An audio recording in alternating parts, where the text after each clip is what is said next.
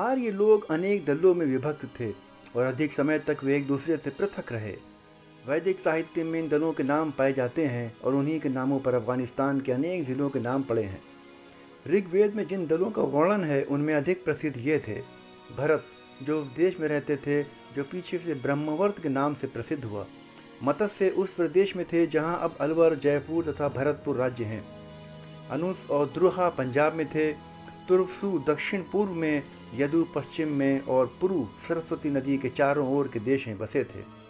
अंतिम 5 दलों का उल्लेख ऋग्वेद में स्थान स्थान पर पाया जाता है। पुरुदल के लोग बड़े बलशाली थे। इनके अतिरिक्त और भी अनेक दल थे जिनका वर्णन आगे किया जाएगा। ये दल बहुधा परस्पर लड़ा करते थे।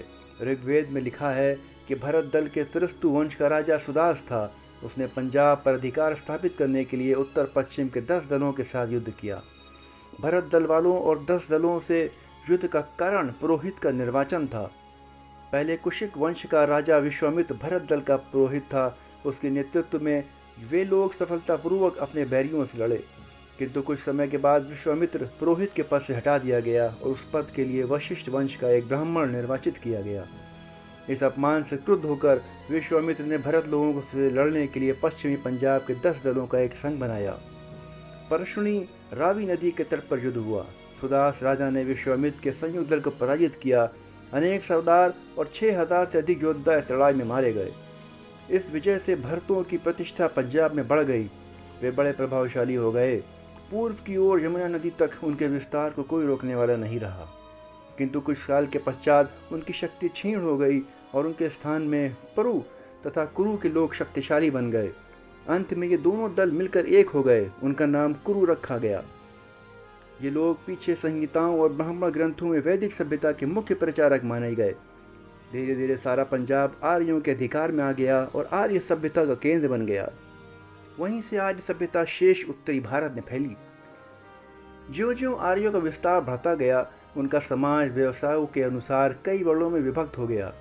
जब वे यहाँ स्थायी रूप से बस गए, तब भी उन्हें जंगली जातियों और द्रविड़ों से लड़ना पड़ता था। आर्य उन्हें निषाद, दास, दस्यु, दैत्य, असुर अथवा राक्षस कहते थे। दास और आर्य लोगों में मुख्य भेद वर्ण अथवा रंग का था। निसंदेह काला रंग वर्ण व्यवस्था का एक मुख्य कारण था। दूसरी बात यह थी कि जो व्यक्ति आर्यों के देवताओं को नहीं मानता था, उसको वो घृणा की दृष्टि से देखते थे। जो लोग युद्ध में भाग लेते थे वे छात्र कहलाए। जो घर पर रहकर खेत जोतते बोते थे उनका नाम विष पड़ गया। पीछे से पुरोहितों का काम विष तथा छात्र लोगों के काम से अलग कर दिया गया। किंतु इस बात का कोई प्रमाण नहीं है कि ऋग्वेद के समय में वर्ण जन्म से जाने जाते थे। पुरोहित ब्राह्मण वर्ण ही का हो, यह आवश्यक नहीं था। किसी भी बुद्धिमान तथा सच्चरित्र व्यक्ति को ब्राह्मण कह सकते थे। पुरोहित बड़े प्रभावशाली हो गए। उनका दावा था कि हम अपने जादू और मंत्रों के प्रभाव से शत्रुओं को युद्ध में हरा सकते हैं। कुछ समय बीतने पर एक चौथा वर्ण बना, उसका नाम शूद्र पड़ा। इसमें वे लोग थे जिन्हें दास समझकर आर्य उनसे घृणा करते थे, परंतु बाद को उनकी उपयोगिता स्वीकार कर ली गई और वे समाज के कारीगर तथा मजदूर बन गए। उन्हें कुछ अधिकार दिए गए और छात्र वर्ण के लोग उनके सुख का ध्यान रखने लगे। भारतीय आर्यों ने यहाँ के मूल निवासियों के साथ विवाह किया और अनेक विदेशी जातियों को अपने समाज में मिला लिया।